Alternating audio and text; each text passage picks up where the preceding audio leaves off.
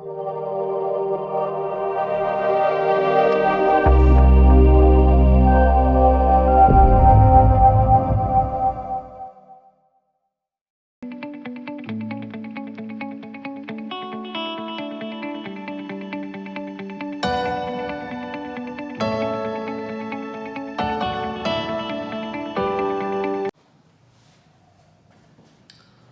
विद्यार्थियों नमस्कार। आदर्श सदाशय चैनल पे आपका स्वागत है। जैसा कि हम लोग जानते हैं कि 15 मार्च के लमसम आपका कॉलेज का जो पाठ्यक्रम है वो कोविड-19 के चलते अधूरा रह गया था। हम लोग लॉकडाउन की वजह से स्पेशली जो बीएससी बीएड वाले स्टूडेंट्स हैं उनकी कुछ एक यूनिट हम लोगों से अधूरी रह गई थी। जैसा कि आप लोग जानते हैं कि आदर्श जो संस्था है वो हमेशा शिक्षा के क्षेत्र में नए नए तरीकों से इसको आगे की ओर ले जाने के लिए प्रयासरत है। इसी सिलसिले में पिछले कुछ दिनों से स्कूल के लिए विद्यालय के लिए हम लोगों ने ऑनलाइन डिजिटल क्लासेस लेके आए थे। तो अब आदर्श आप लोगों के लिए भी नए पाठ्यक्रम के साथ जो आपका अपूर्ण पाठ्यक्रम रह गया था उसके साथ डिजिटल क्लासेस लेके आए। तो आदर्श जो विद्यालय है, आदर्श बीएससी है, उसके लिए कुछ एक जो फिजिक्स के जो चैप्टर्स आपके बाकी रह गए थे, जो यूनिट बाकी रह गई थी, हम लोग उसके लिए भी वीडियो अपलोड करने जा रहे हैं। उम्मीद है कि आप लोग इनको देखेंगे और अच्छा सा रेस्पॉन्स करेंगे तथा कमेंट बॉक्स में आप लोग जाकर अपनी परेशानियां या जो भी यूनिट के आपको वीडियो चाहिए वो आप लोग बता सकते हैं। तो स्टार्ट करते हैं। जो है हम लोगों के पास वो बीएससी तथा बीएससी बीएड फर्स्ट ईयर के लिए है। और कौन सा पेपर है? पेपर सेकंड की हम लोग बात करते हैं। पेपर सेकंड में जो यूनिट फर्स्ट है, यूनिट फर्स्ट हम लोग उसकी बात करते हैं। यूनिट फर्स्ट के लिए क्या बात करते हैं हम लोग? यूनिट फर्स्ट में जो आपका पहला यूनिट का नाम है वो है वेक्टर, सदिश तथा सदिश के गुणधर्म। सदिश तथा सदिश के गुणधर्म। पहले जो चैप्टर आपका स्टार्ट है वो सदिशों के गुणधर्म से है, सदिशों के गुणनफल से रिलेटेड है। लेकिन उससे पहले हम लोग जानना चाहेंगे कि सदिश और अदिश है क्या चीज। तो यह आपको पता है कि राशियां जो है हमारे पास, कौन सी राशियां? भौतिक राशियां। जो ये भौतिक राशियां है ये हमारे पास दो प्रकार से विभाजित किया। कितने प्रकार से? दो प्रकार से। एक होती है हमारे पास अदिश भौतिक राशियां, अदिश भौतिक राशियां, और दूसरा होता है हमारे पास सदिश भौतिक राशियां। एक होती है हमारे पास कौन सी? अदिश भौतिक राशियां, और दूसरी होती है हम लोगों के पास सदिश भौतिक राशियां। तो अदिश भौतिक राशियां क्या होती है? वे भौतिक राशियां जिनका केवल परिमाण क्या कहलाती है? अदिश भौतिक राशियां कहलाती है। इसके लिए क्या बात करते हैं? परिमाण के साथ साथ क्या होती है? दिशा का निर्धारण भी करवाते हैं। मतलब जिनमें परिणाम के साथ साथ क्या हो? परिमाण के साथ साथ दिशा भी हो, वो क्या कहलाती है हम लोगों के पास? बोलिए सदिश राशियां। तो राशियां दो प्रकार की है, उन राशियों को हम लोगों को पढ़ना है। और सदिश है उसके अंदर भी हमारा थोड़ा सा पार्ट आता है अदिश का, इसलिए मैंने आपको बता दिया कि अदिश क्या होती है और सदिश क्या होती है। तो जो हम लोगों की यूनिट है उस टॉपिक पे चलते हैं। और जो आपका टॉपिक है वो है सदिश राशियों का गुणनफल। सदिश राशियों का गुणनफल।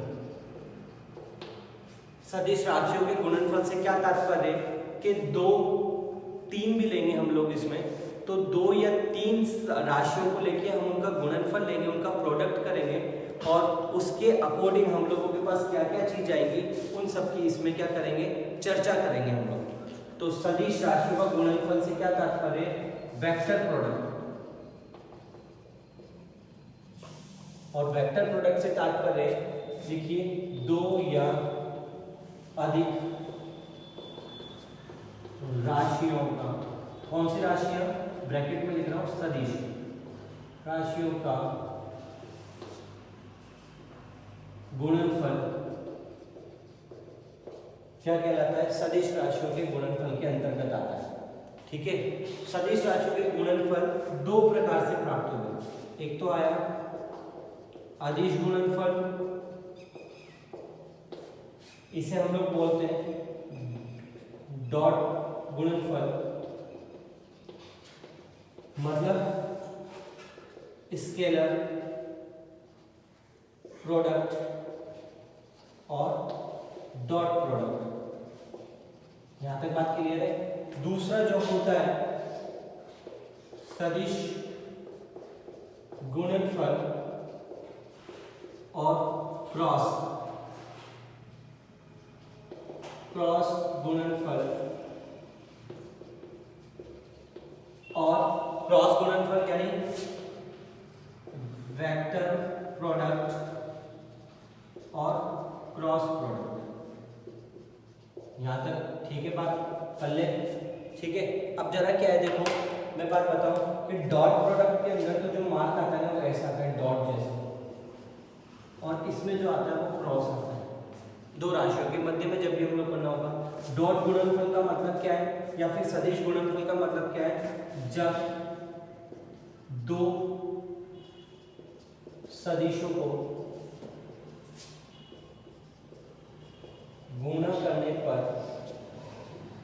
प्राप्त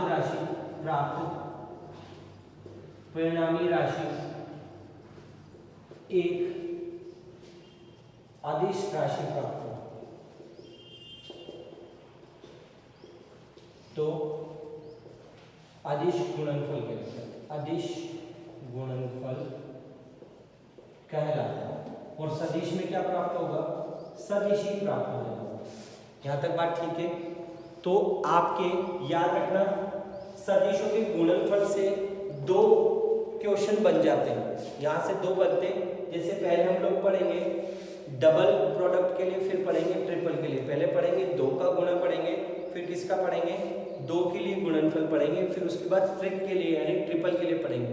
ट्रिपल से अगर डेरिवेशन पूछेगा, प्रूफ पूछेगा, तो यहाँ से एक छोटा न्यूमेरिकल पूछेगा और यहाँ से डेरिवेशन पूछता नहीं है, तो मतलब ट्रिपल वाले पॉइंट हमारे लिए इंपॉर्टेंट होंगे, उनके प्रोडक्ट। उससे पहले हम लोग इनके गुणनफल पढ़ लेते हैं ताकि हम लोग क्या कर सकें, इनसे रिलेटेड जो एग्जाम में क्वेश्चन आते हैं उनको सही से हम लोग सॉल्व कर सकें। न्यूमेरिकल आ जाते हैं यहाँ से एग्जाम पर। तो चलिए हम लोग पढ़ते हैं। आज जो हम लोग डिस्कस करेंगे अदिश गुणनफल।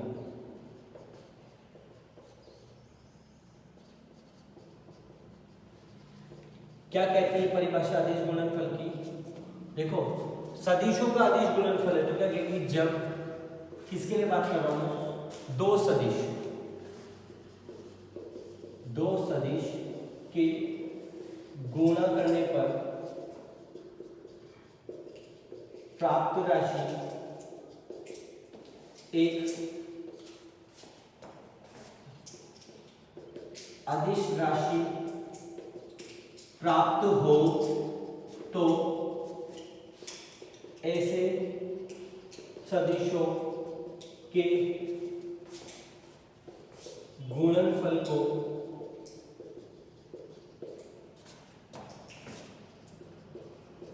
अदिश गुणनफल, ब्रैकेट में लिख रहा हूं मैं इंग्लिश में, स्केलर प्रोडक्ट कहते हैं। यहां तक बात समझ में आ गई? ठीक है, यहां तक क्लियर है बात? जब दो सदिशों के गुणा करने पर प्राप्त राशि क्या प्राप्त हो, एक अदिश राशि प्राप्त हो, तो ऐसे को हम लोग क्या बोलते हैं, अदिश गुणनफल स्केलर कहते हैं। अब इसकी डेफिनेशन देखो क्या लिखी जाती है, आपकी बुक में भी मिलेगी, मैं बता देता हूं क्या। जब दो सदिश को गुणा किया जाता है तो अदिश राशि और परिणामी बोलते हैं, परिणामी राशि और परिणामी मान दोनों राशियों के परिणामी का गुणनफल, साथ में क्या आएगा, तथा उनके कौज्य के गुणनफल के तुल्य होता है। ये आपको लिखना ही पड़ेगा। 1.5 नंबर का जो क्वेश्चन आता है बीएससी में, वो पूछा है एक बार कि अदिश गुणनफल क्या होते हैं, तो बच्चे लिख के आ रहे हैं A dot B A B cos theta is the अदिश गुणनफल होते हैं। वो लिख ही नहीं रहे कि ये लैंग्वेज आपको लिखनी पड़ेगी भाई फिजिक्स के लिए। तो क्या कह दिया इसने कह दिया कि माना दो सदिश क्या हो गया, कौज्य के, उनका कौज्य का गुणनफल और उन दोनों के परिणामी गुणनफल के क्या होते हैं, इक्वल होते हैं। तो माना मैंने क्या मान लेता हूं, दो सदिश ए एंड बी है। दो सदिश कितना है मेरे पास, ए एंड ए और बी दो सदिश है। तो उनकी जो होगा हमारे पास ए डॉट बी, डॉट क्यों लिखते हैं हम लोग, रिप्रेजेंट कराते हैं इसे डॉट से, इजिकल टू क्या होगा, दोनों का परिणाम तथा उनकी कौज्य के बराबर। इसमें दिशा तो आनी है नहीं, इसका फॉर्मूला होता है। कैसे होता है, ये गुणधर्म भी है, समानक एक सदिश है और दूसरा सदिश का है हमारे पास बी है, ये जो इनके बीच का एंगल है इसके कॉस के बराबर। तो कैसा प्रोडक्ट आना चाहिए, ए और ये वाला प्रोडक्ट ए कॉस थीटा, तब जाके इनका क्या नहीं होता, हम लोगों के पास एंगल नहीं होता है। आगे बात समझ में, आगे चले, अदिश गुणनफल के गुणधर्म। अदिश गुणनफल के गुणधर्म, properties of scalar product, property of scalar product. पहला है जो हम लोगों के पास, पहला गुणधर्म है, फर्स्ट है, यह क्रम विनिमय का पालन करते हैं। क्रम विनिमय का मतलब क्या है, क्रम को आपसी परिवर्तन में, जैसे ए डॉट बी पालना करते हैं बी डॉट ए। कैसे करते हैं, थोड़ा सा सीखो। ए डॉट बी क्या होना चाहिए, बोलिए, ए बी cos थीटा, और बी डॉट ए कितना होना चाहिए, बी ए cos थीटा, ये तो होना चाहिए। पर देखो cos थीटा एंगल ही सेम है और ए बी बी है, ये तो क्या है हम लोगों के पास यहाँ दिशा तो है नहीं, दोनों का गुणनफल ही तो है। तो गुणनफल होने की वजह से किसके नियम का पालन करते हैं, ए और बी के। सेकंड है, यदि दो सदिश